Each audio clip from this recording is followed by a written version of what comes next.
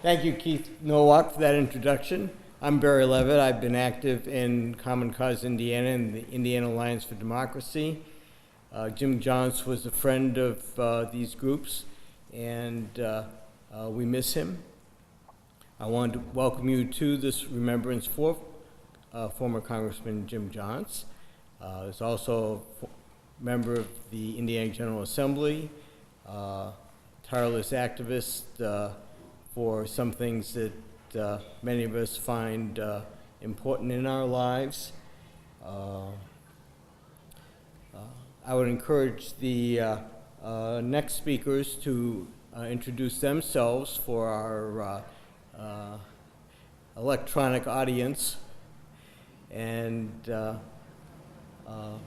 on the program we have John Cardwell, Tom Sugar, Ray Boomhauer, Sherry Wagner, and John Gibson. Hope I haven't left anyone out. Barry, we might also, if there's a few minutes, Mike Mullet and Laura Arnold have joined us. They knew Jim well. They might want to say a few words at the end. That would be wonderful. Thank you for coming. Thank you all for coming to this event. I think I'll now turn the program over to John Cardwell.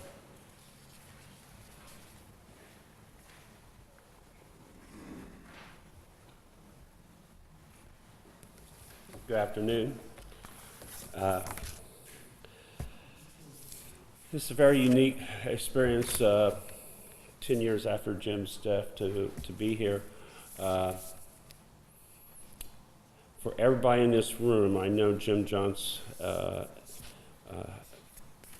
meant many things, many good things. And I want to touch on a few of those, but I'm glad the cover from Ray's book is here for the program. And I'll do a shameless promotion of Ray's book. If you haven't, okay, well, I won't be shameless about it, but I'll still promote it. If you haven't read this book, it's a really good read about Jim Jontz. And Tom Sugar and I were just talking about this. You could write a book about Jim's 55 years that would be 2,000-3,000 pages long, but the Ray's work captures, I feel like it captured the essence of what Jim was about, why he was doing, at least as well as you can in the book. So if you haven't read the book, I would encourage you to get a copy. I tried to find, but Nancy and I have been in the process of moving, but in Jim's first campaign, there was this episode, first campaign for Congress, there was this episode where a photographer was hired, and Ray, I don't know if this is in your book or not, but the photographer was hired to try to get a usable picture of Jim. And Jim was really hard to photograph and translate that in terms of a flyer. So I actually talked to the photographer. The photographer said, "My God, I took over 200 pictures before we got one." But anyway, one of those pictures was this odd picture where Jim's kind of looking sideways at the camera, and the camera picks up within his left eye, and it looked far bigger than his right eye. And at the moment I saw it, I had this thought eons ago, it's like, Ralph Waldo Emerson going out into the woods, a great transcendental eyeball. And so last night, I'm sorry, this is quirky, so I went on the internet and found a cartoon that was done at the time that Emerson had published Nature and talked about the great transcendental. I have become a great transcendental eyeball, or trans something eyeball. But anyway, when I was in college, I had to read Emerson, and often thought of Jim Jontz years later when I read Emerson, because of the ability to go into nature and see larger truths about all of us, and larger truths that applied to the betterment of society. And that was one of Jim's gifts. So he was a student of history and a student of nature, and he directly applied that in terms of how he lived and lived well for all of us. And so anyway, it's odd to think every time I see this now, I'll think of Jim, but I think he would find that funny.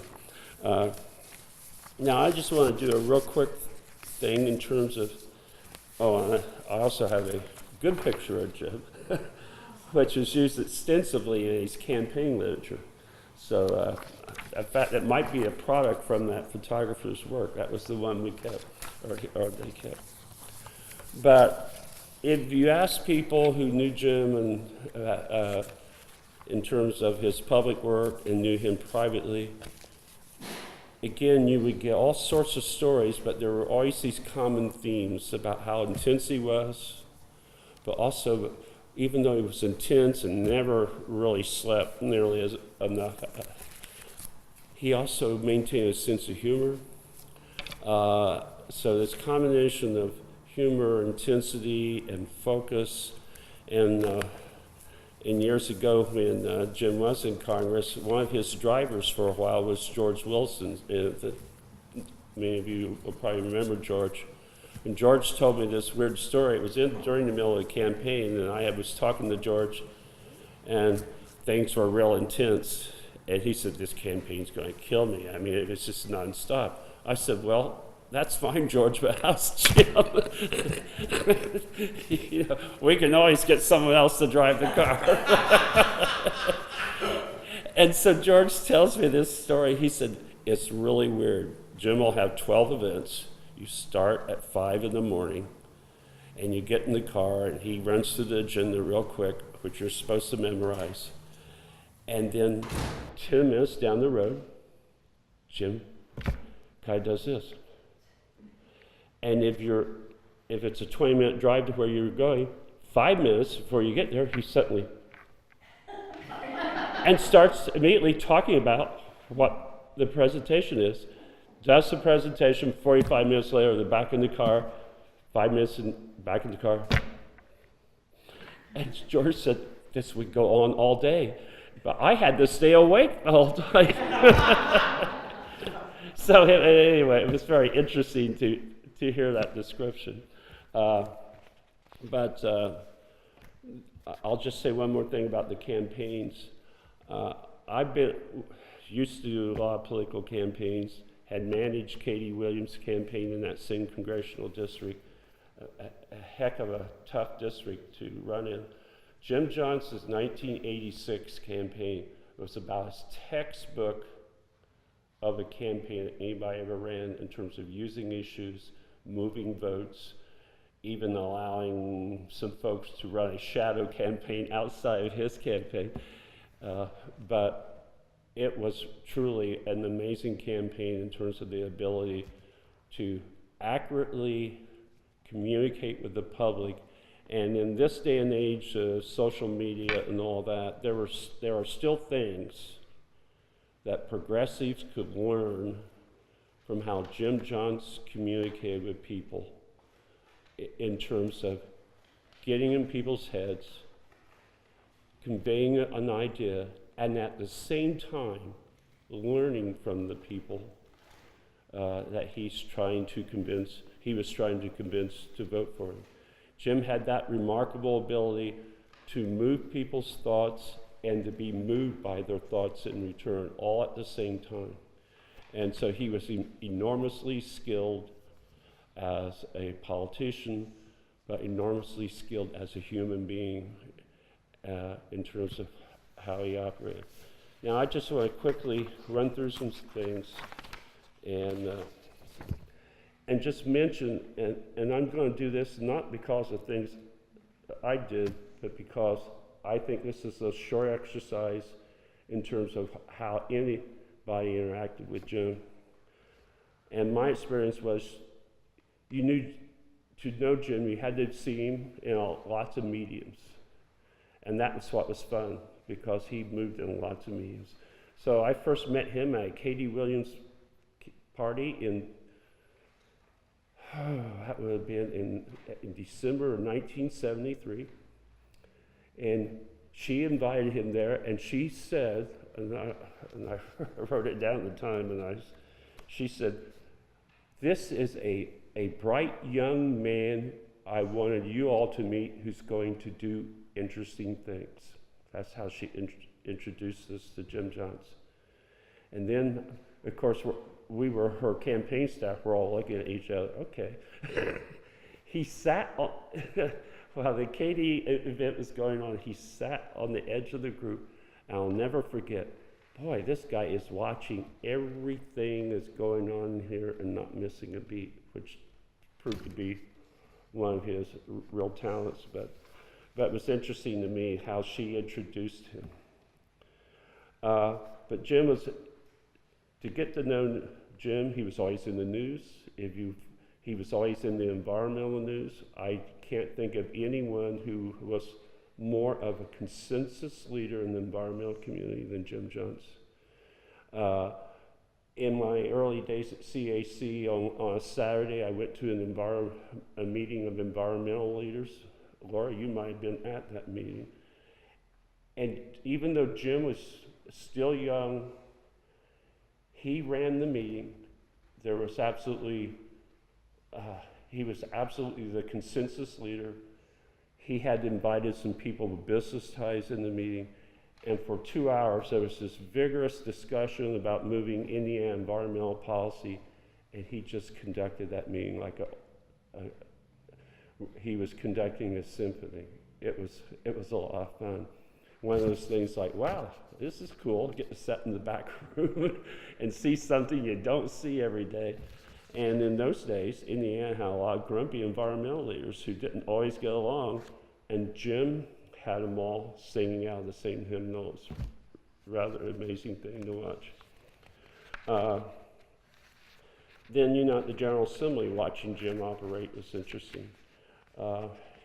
In the days before everything being computerized, he would literally, and I used to ask him, "Jim, why are you carrying these things around?" He would carry a stack of bills this high.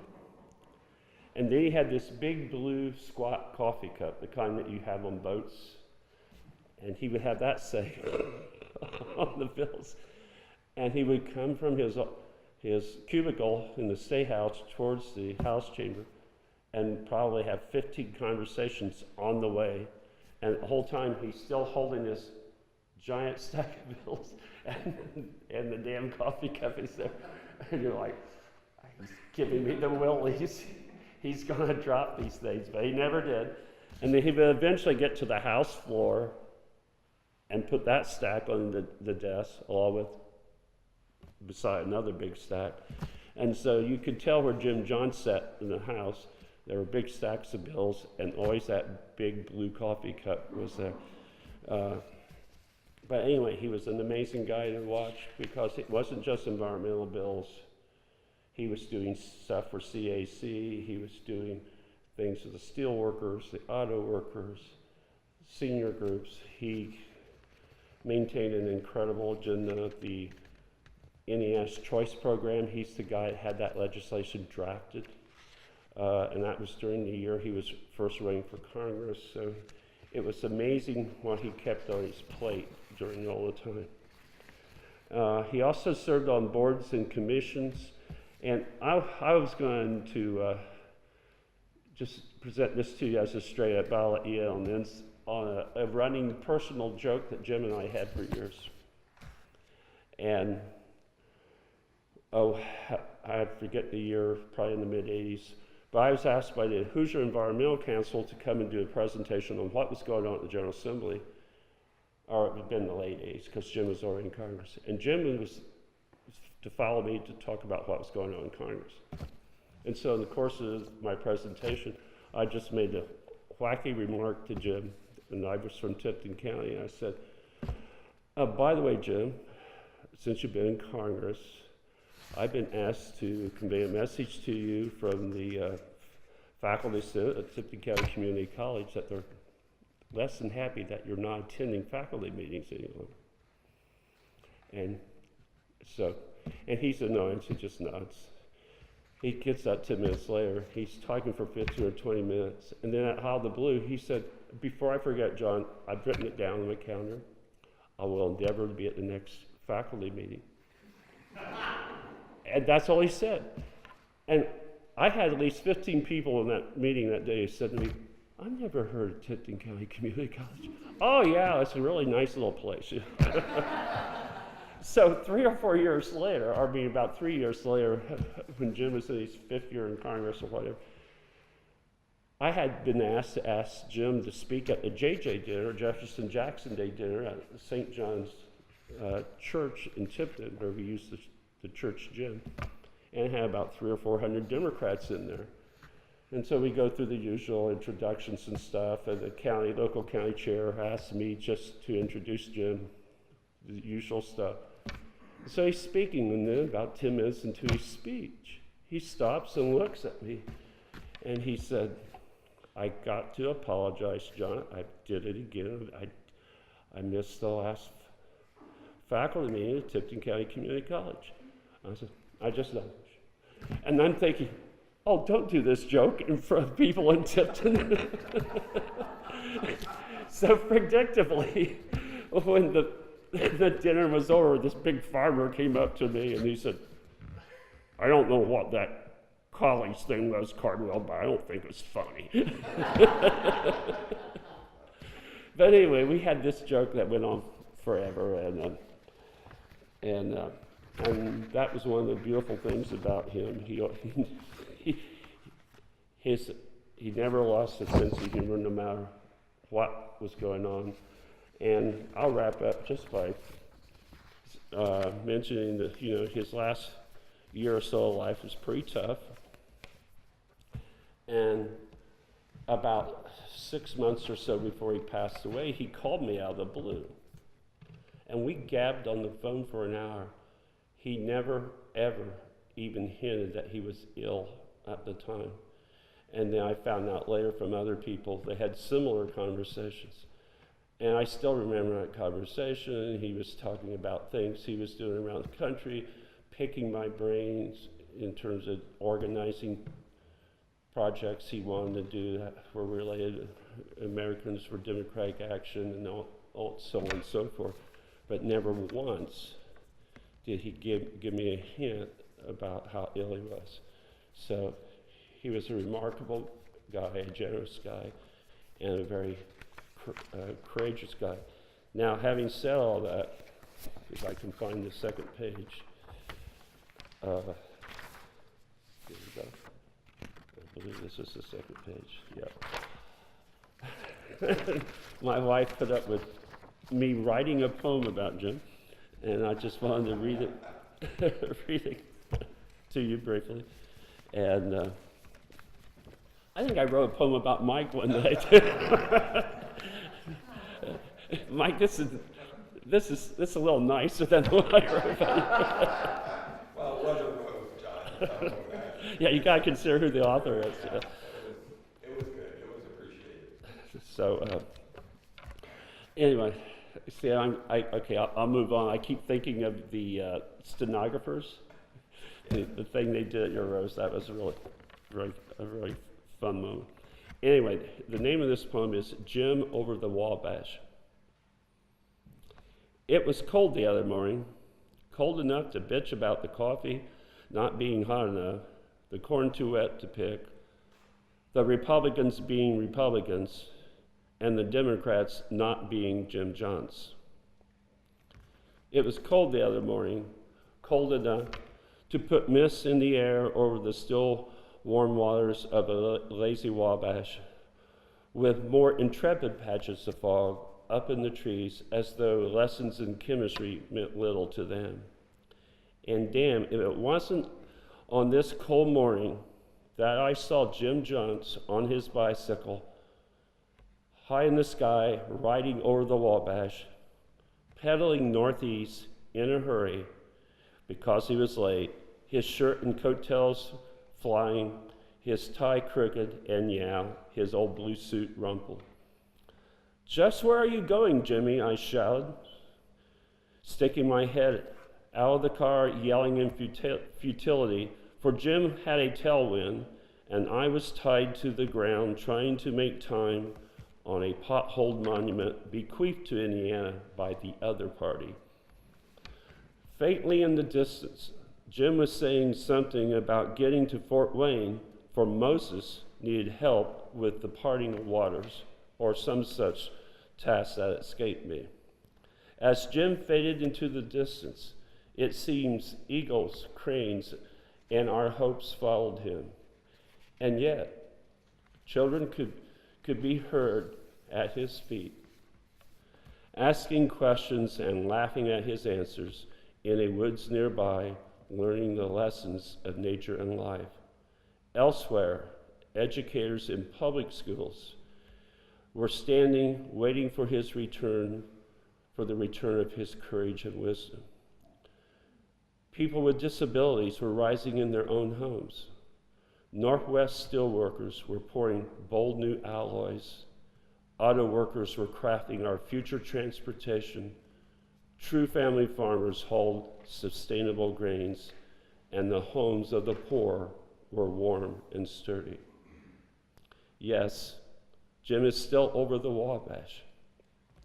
He is still in our dreams, and his dreams merit living on in our deeds. Thank you.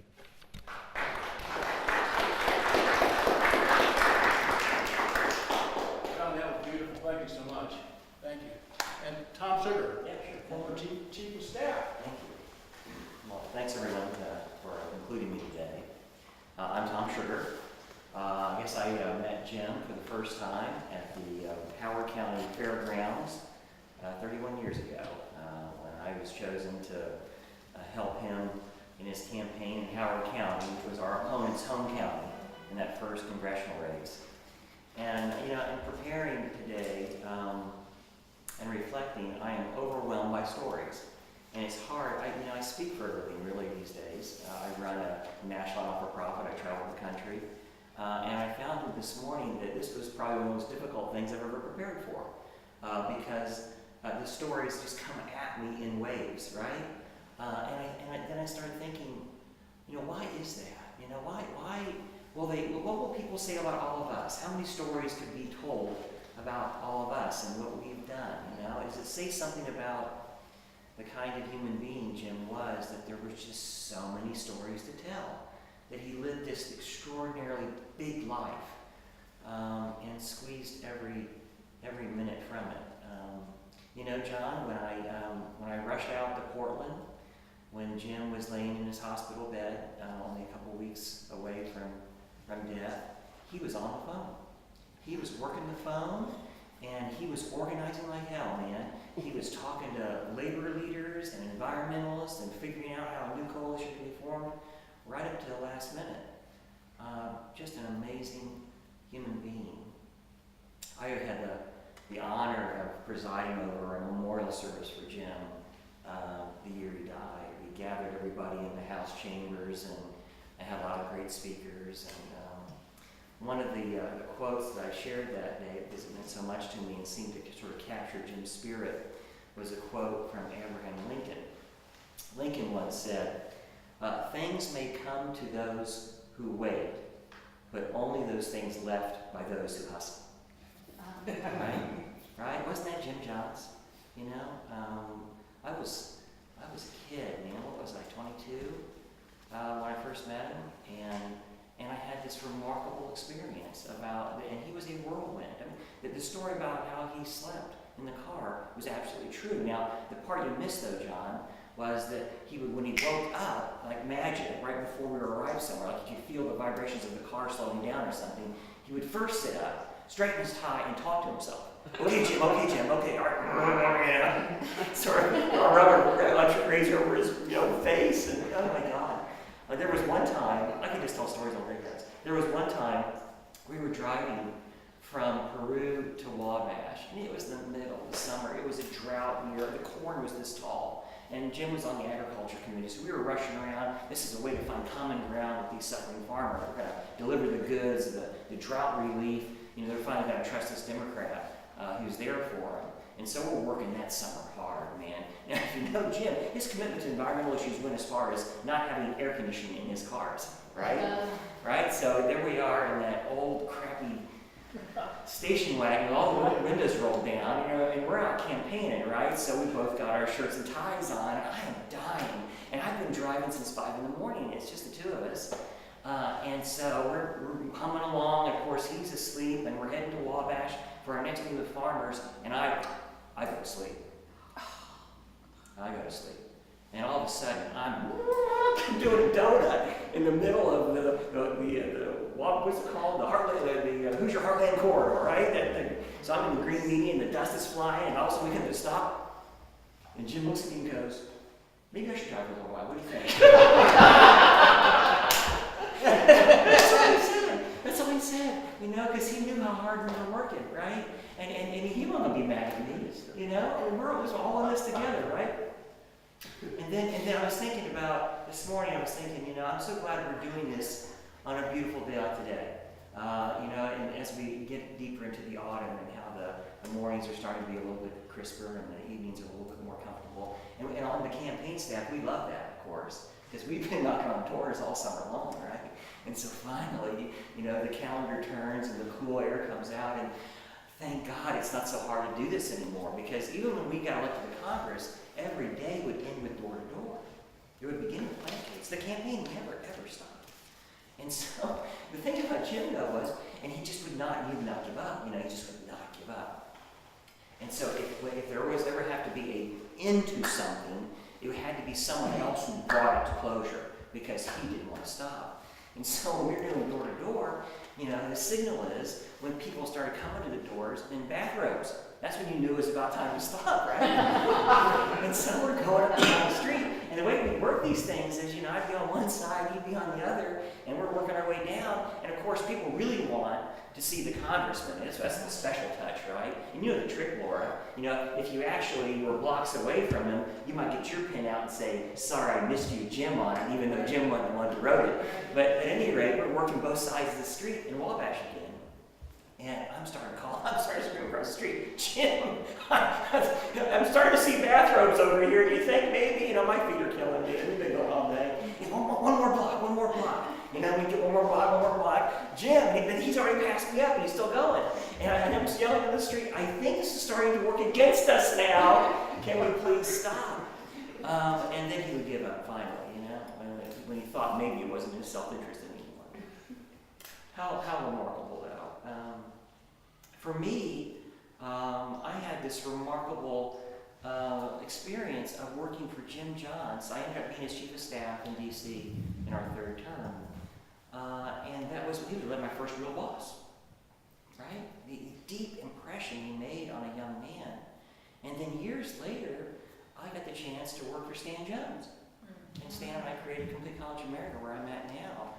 And I think, how did I get so lucky to have had the chance to earn a living working side by side with men like these guys? I mean, people who are in public service or in politics, you sort of imagine what it might be like to work for a Bobby Kennedy, right? What would that have been like, right?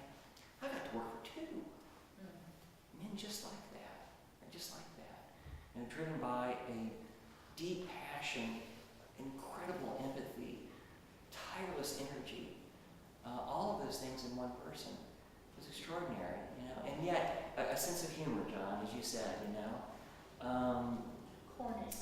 corny sense of humor. He called me from the House floor once, and I guess he thought this was being funny. I didn't take it that way at the time. Here I am, 27 years old, chief of staff,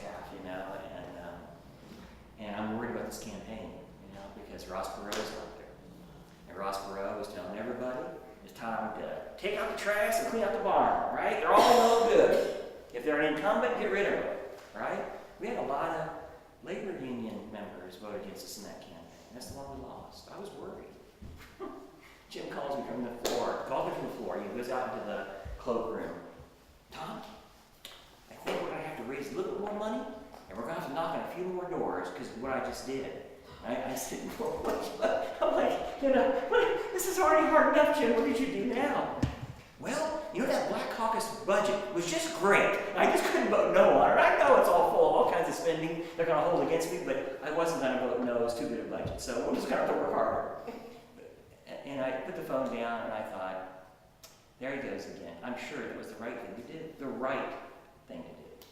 Right? The right thing to do. His belief was just do what's right. And then work extra harder. Right? And eventually, it sort of caught up with us in a way that was the sort of the death of 1,000 cuts in that campaign.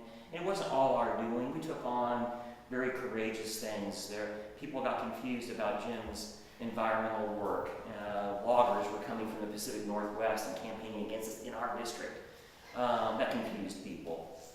Ross Perot confused people, as I said. And then there was all these scandals in the House that Jim had nothing to do with that reflected badly on the entire body. So there were things beyond our control that caught up with us. But then he went on and kept doing more. And his legacy lives on. I keep asking myself, it's been 10 years since he's gone, I ask myself, what have I done with my last 10 years? You know, what would Jim have thought about my last 10 years? That I do enough, that I contribute enough? And that drives me, you know? And we were chatting earlier about where we are as a country today. I think Jim would love this moment. He would love it. Not because he wouldn't be worried. Oh my God, the fights he could fight right now, right? Oh, he would have loved Bernie Sanders. Can you imagine how he would run himself into that? I got very involved in Bernie's campaign, and I got to tell you, folks, there's hope. There's a lot more Jim Johntzes out there. You know, we got to inspire them. I think they're starting to sense that all these horrible, crushing problems are being left by what maybe remember as the greediest generation instead of the greatest, for them to clean up. And they're rising to the occasion. You know, we have to give them inspirational leaders like Jim, and we'll find them. They're out there and keep moving forward. So the last thing I'll say to you is this. I made a reference to Bobby Kennedy earlier. And this is a quote that I use a lot. I use a lot in my work now, as I think you can sort of divide people into these two categories. And when Ted Kennedy talked about his brother at his funeral, he was actually paraphrasing George Bernard Shaw, who said something to the effect of, there are those who see the world as it is and ask why. And then there are those who dream of things that never were and ask why not. And you can think of people that way, right? Now, we all know where Jim fell. He was in the latter group. Always a dreamer, always a driver, always an inspiration to us all, with a tremendous sense of urgency and inexhaustible energy. And I count my blessings every day that I knew him. I was inspired by him. I'm sure the same is true for all of you. Thanks for coming.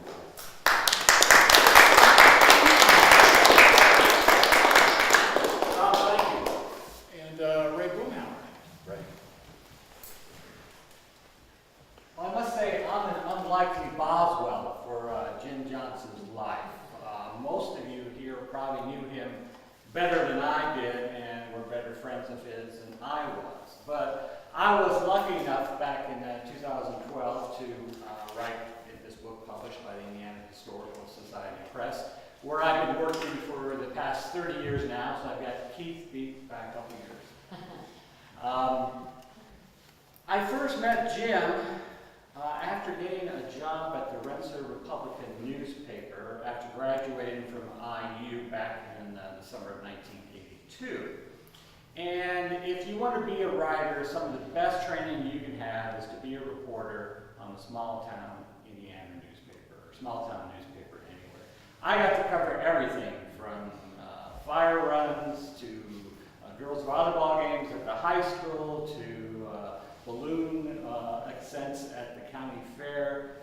It's just a great way to learn how to do journalism. And luckily for me, because I also had a degree in political science, I got to write about politics. And I was under the impression, I think because of what I read from Henry Mencken, that the best way that journalists should look, the only way a journalist should look at a politician is down. Well, my attitude changed after I met Jim, and he was running for state rep. I think it was his last race for the state rep when they withdrawn his district to try to get him out of office. and he was running against a Monticello businessman named Dave Diener. And I think I first interviewed Mr. Diener, and throughout the interview, I think he spent 5 minutes on policy, and the rest of the interview just lambasting Jim for, he doesn't belong in this district, he's a carpetbagger, he doesn't belong in the State House.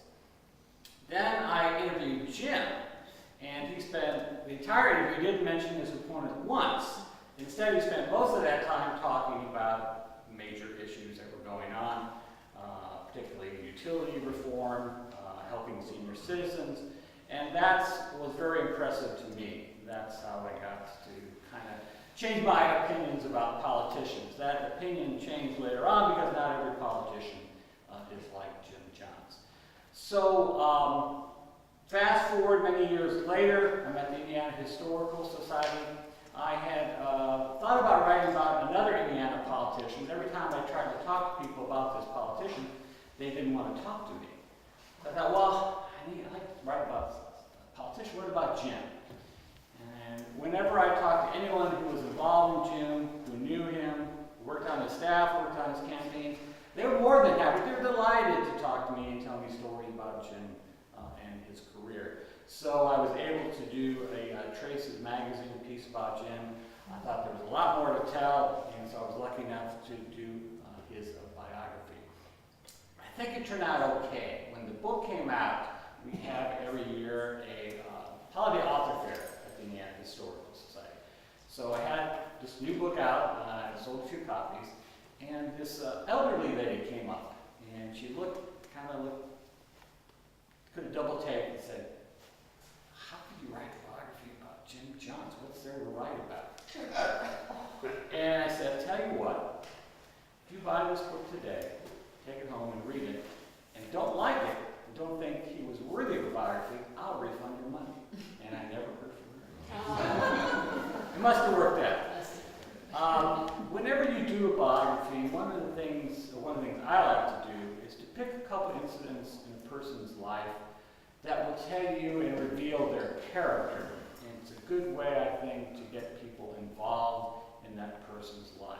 And I'm going to read you how I decided to kind of start the book in an incident early on in Jim's political career. It was back on the election day, November 1974, and this is a story that Kathy Altman told me. And she was a volunteer White County coordinator for Floyd Fithian, and was running for the 2nd Congressional District, and she was driving back with her husband, Cherry, to her house in Monticello. And they had just finished a long day's work setting up a get-out-to-vote effort on Floyd's behalf. Suddenly the car's headlights flashed into the rainy darkness and lit upon a lonely figure trudging down the road, Jim Jontz, first-time candidate for the Indiana House of Representatives. Jontz had been staying at the Altman's home while engaged in a dogged door-to-door campaign in the 4 counties of the 20th District. Altman and her husband asked him if he needed any help. "No, it's late," Altman remembered Jontz responding, "but there's a laundromat up there that's still open. I think I'll go hit it before I quit for the night."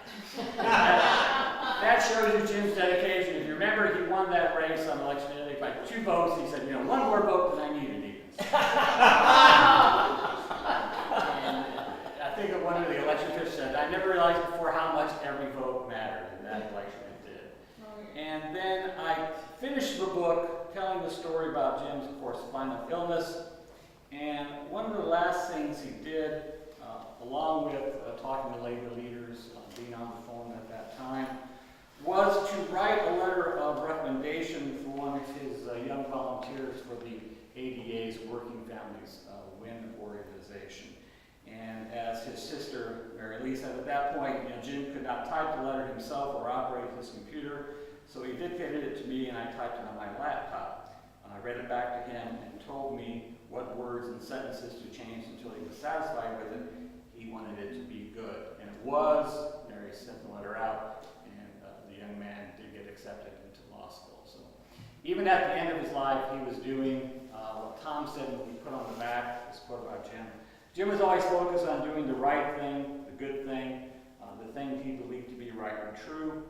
People become very cynical about politics today, but Jim Jontz was the real deal. And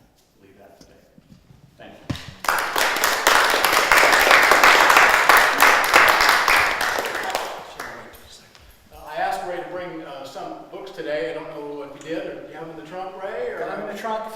So it's a fabulous read. You got to have this book. You got to have this. Dan Carpenter could not join us. He was called to Chicago for a family event. I think before we hear from Sherry, I mentioned earlier Mike Mullet is here with Laura Arnold, and perhaps before Sherry reads, maybe Mike or Laura would have comments as well. Yeah, I'll just make some brief comments. I am one of the people, I guess, that knew Jim from way back. I guess I met him in 1974 with Jim and Penny Parmenter, who were living on Big Pine around and fighting the reservoir on Big Pine Creek. And Jim came with them to, we used to have a group called Purdue Environmental Action. And Jim used to say later that I was the first person he ever told that he was going to run for the state legislature. Then later, I guess I had just graduated from college, and we were both invited to give a workshop at what was the founding meeting of, at the time, Citizens Energy Coalition, and we both did an energy, energy conservation, energy in the environment type of thing, and then of course that's what later formed what is now Citizens Action Coalition. Later, Jim had worked on renewable energy with us. He was one of the founders of the Indiana Solar Energy Coalition back in 1979.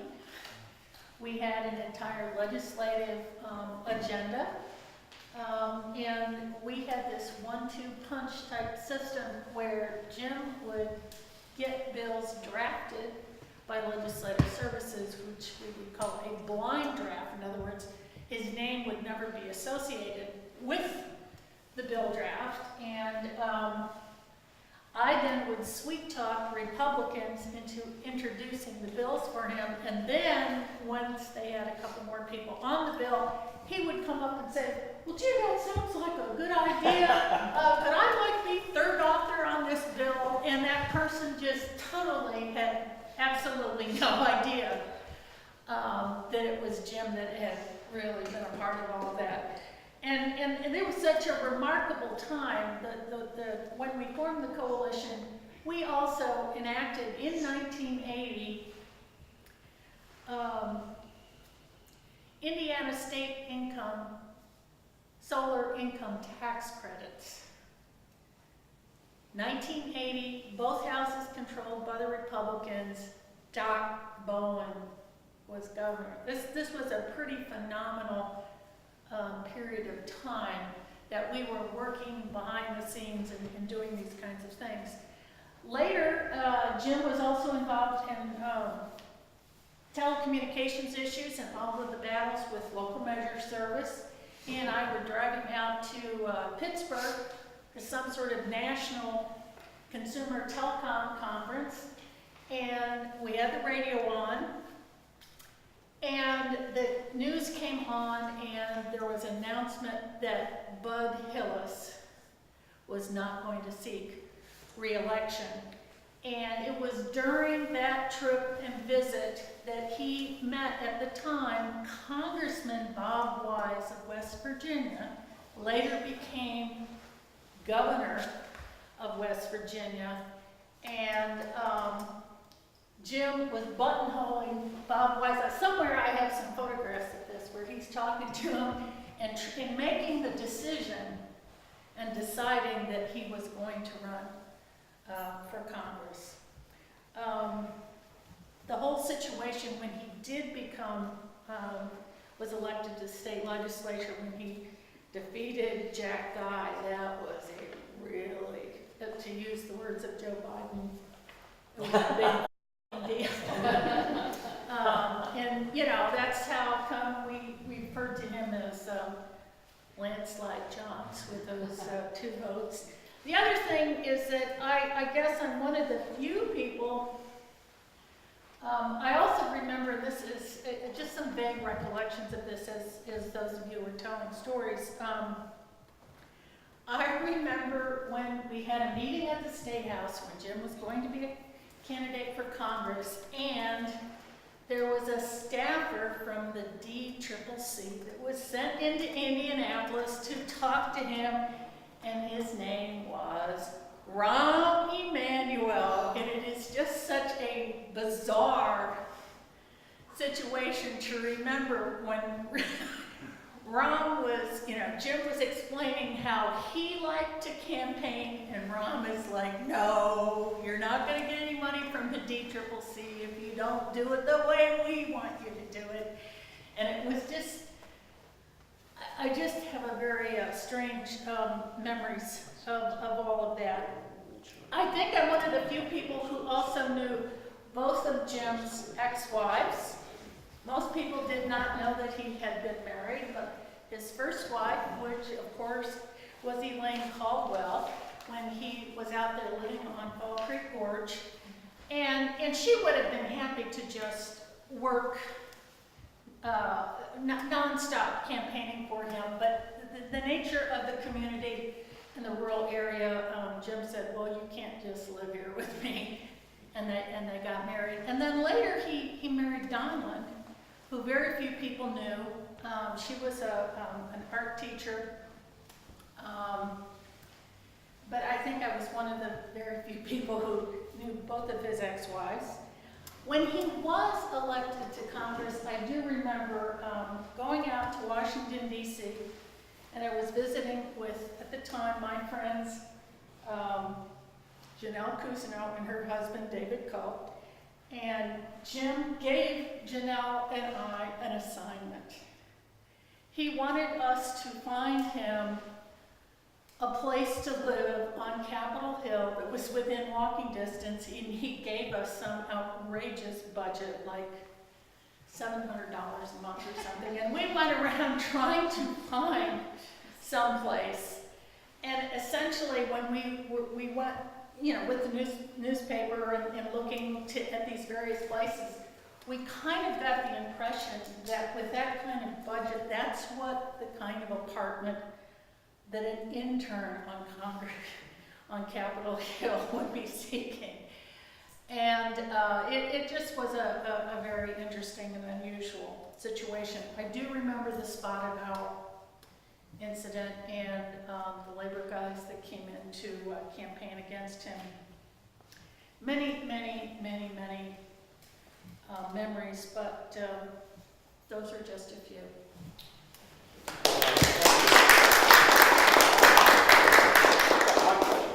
I will say that both of Jim's ex-wives talked to me and were delighted to talk for the book, so that's all right there. I'm Mike Mullet, and as John and a number of other people know, my connection to Jim was primarily through Citizens Action Coalition and Hoosier Environmental Council, which I was deeply involved with both organizations. First, as just a volunteer, secondly as an attorney. I've been thinking a lot about Jim, and I'm going to use my time with this group to talk not about the past, but about the future. I'm 71. Generational succession, legacy are the things that are on my mind. And we had a situation, an opportunity, what Morton Mills used to call lottery for lawyers. You may remember that time. Had an opportunity to generate another attorney's fee here, this time at Edwardport, not with Marble Hill. And in terms of using that as an opportunity to create a donor advised fund for personal tax reasons, so that you have money that you can invest in legacy type things. One of the things we did, endowed a scholarship at the law school here in McKinney Law School, which made all my legal work possible, in memory of the late Congresswoman Julia Carson, who John and I both knew very well. And this happens to be the year, one of those years, where IU is in a bicentennial campaign. What IU will do is they will match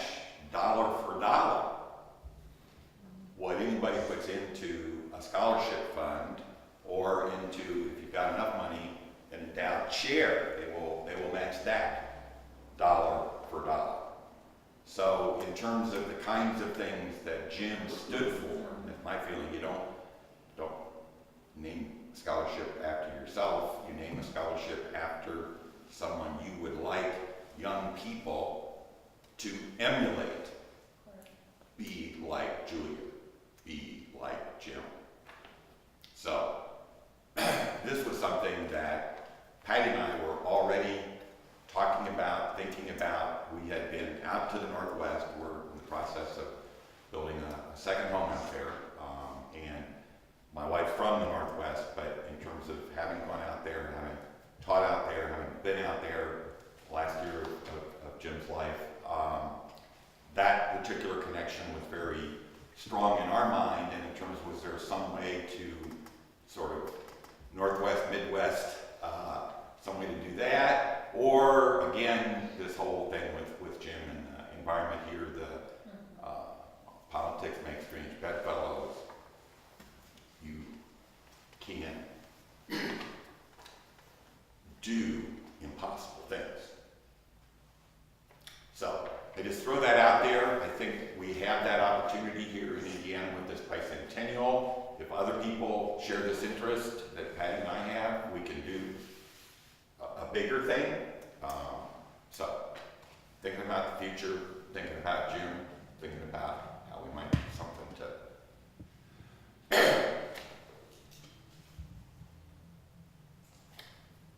remember him in a way that he would appreciate. Thanks.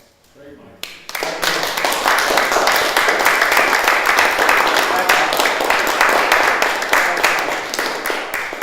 In Ray Buchenhauer's book, he talks about how Jim Jontz would love to recite James Whitcomb Riley at family gatherings. So I thought, what a great lead-in. We're so lucky to have Indiana Poet Laureate Sherry Wagner here this afternoon, and Sherry has agreed to read a few things. Thank you, Sherry.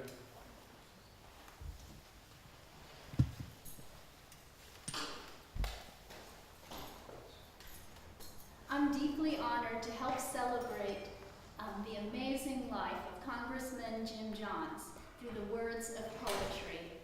Unfortunately, I never had the opportunity to know Jim personally, but through Ray's wonderful biography, I feel like I do in a way know him. I deeply admire his tireless work for the environment, and in particular for the preservation of forest land.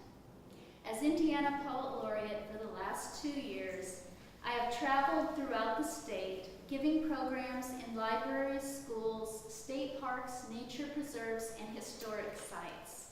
And wherever I go, I've been so impressed by the number of Hoosiers who share with Jim a passion for poetry and also nature. They would concur with the poet Gary Snyder that nature is not a place to visit, it is home. I don't know if Jim ever wrote any poems, but I know he read them, found inspiration from them, and even recited them at family gatherings. Jim was called a bridge builder, and his love for nature included a large, encompassing appreciation for people. He was energized by going door to door, shaking hands with people from all walks of life. He loved sitting down with folks at fish fries and in coffee shops, taking part in parades and town hall meetings.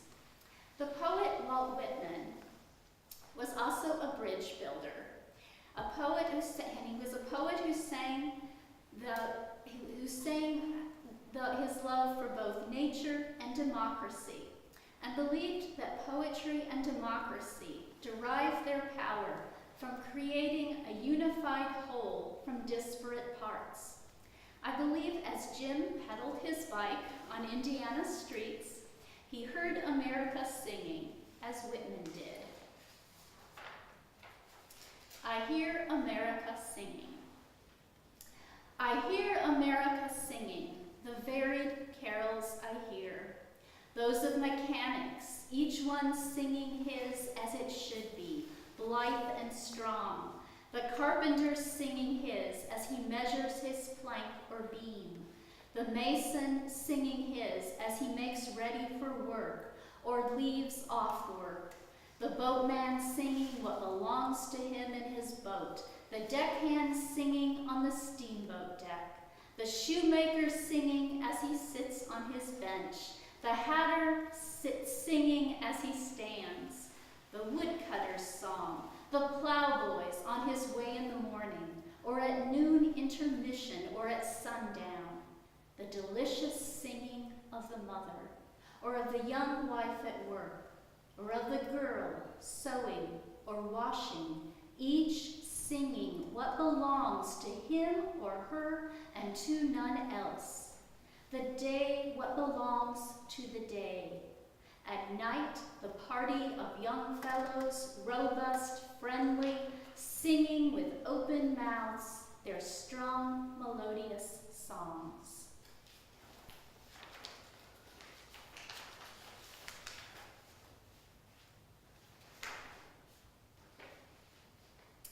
At family gatherings, Jim liked to recite poems by James Whitcomb Riley, a Hoosier poet who celebrated the pleasures to be found by an intimate relationship with the Indiana landscape. Jim's concern for the Fall Creek Gorge in Warren County propelled him into politics, so I thought it would be fitting to read Riley's poem celebrating an Indiana creek. It's titled On the Banks of Deer Creek.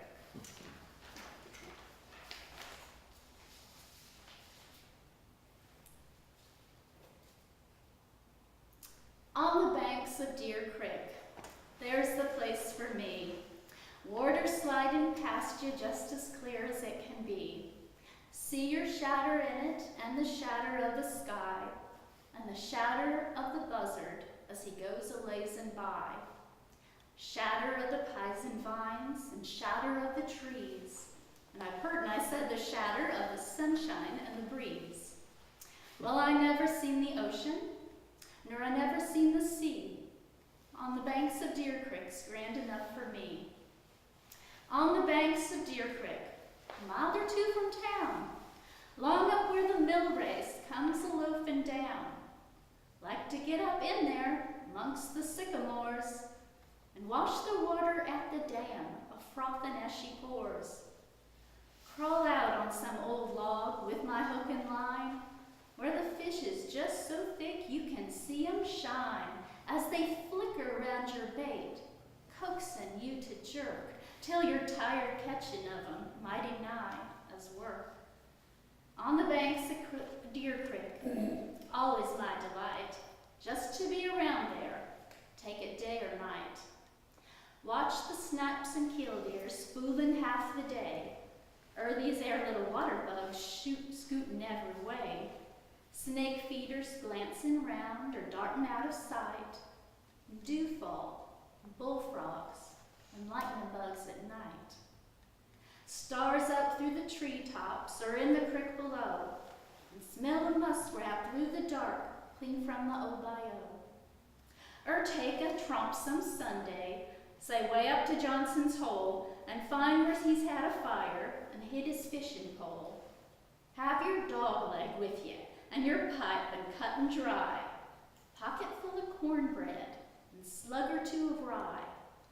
Soak your hide in sunshine and waller in the shade, like the good book tells us, where there's none to make afraid.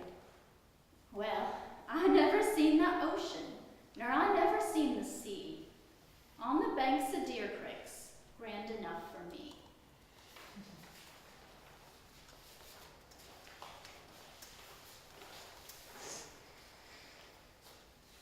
Jim cared about the health of air, soil, and water, and in appreciation of that concern, I'd like to share one of my own poems.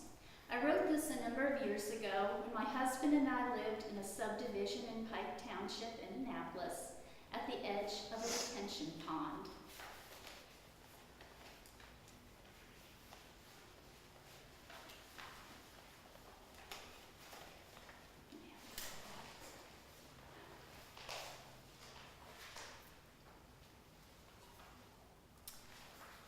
At dawn in the subdivision, a heron, stoic as a statue, is gazing downward as if golden fish hovered near lilies, or just his own reflection held fast to the still surface of the retention pond.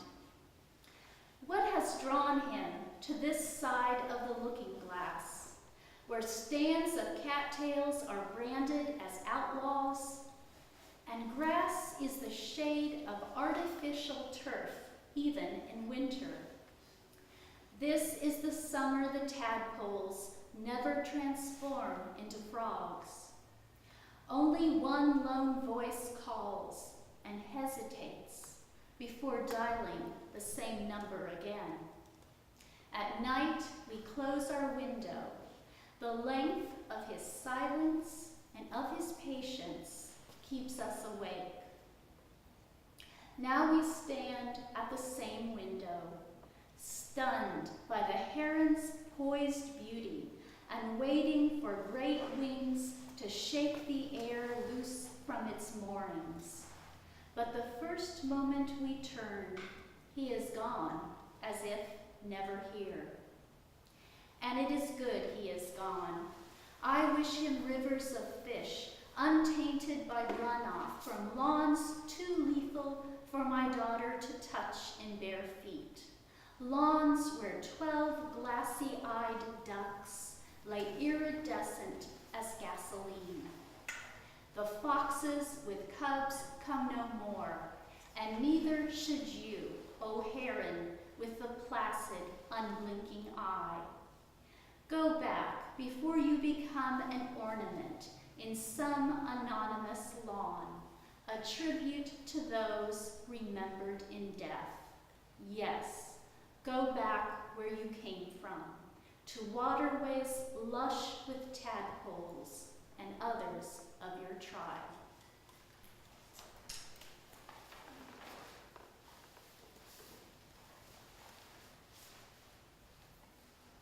I'd like to end with poems by two poets whose life work has been reminding us that nature is our home.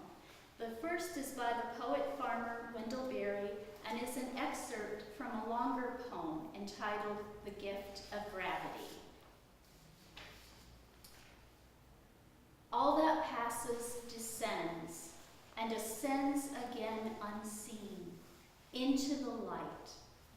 The river coming down from sky to hills, from hills to sea, and carving as it moves to rise invisible, gathered to light, to return again. The river's injury is its shape. I've learned no more. We are what we are given, and what is taken away. Blessed be the name of the giver and taker. For everything that comes is a gift, the meaning always carried out of sight, to renew our whereabouts, always a starting place. And every gift is perfect in its beginning, for it is from above, and cometh down from the Father of lights. Gravity is grace.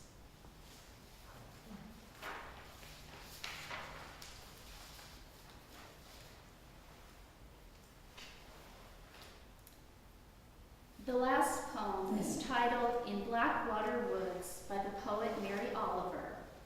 I chose it because Jim spent his life living out the wise advice that Oliver gives at the end of this poem.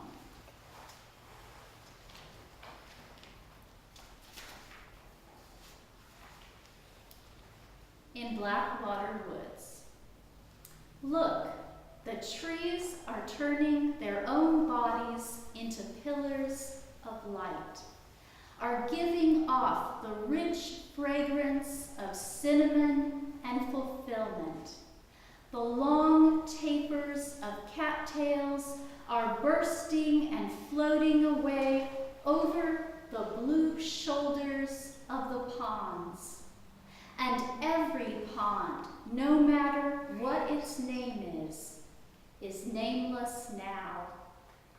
Every year, Everything I have ever learned in my lifetime leads back to this: the fires and the black river of loss, whose other side is salvation, whose meaning none of us will ever know.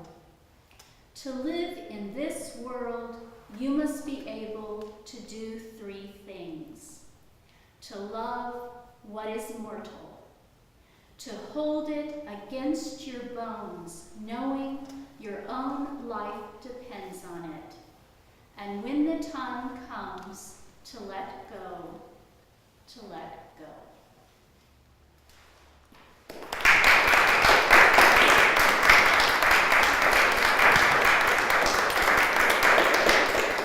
Thank you, Cheryl. That was lovely, lovely. And thank to all your presenters. It's just very, very inspiring, very poignant. It's just beautiful. So right now that concludes the presentation part of today. And I think what we'll do, for those who have a few extra minutes, I thought it would be important to go and see where Jim's final place is. When I visited Crown Hill about 2 months ago, I asked where his stone and marker were as per Ray's book, and the lady at the front desk told me that, well, there is no marker, and I said, well, there's got to be, because it's written here.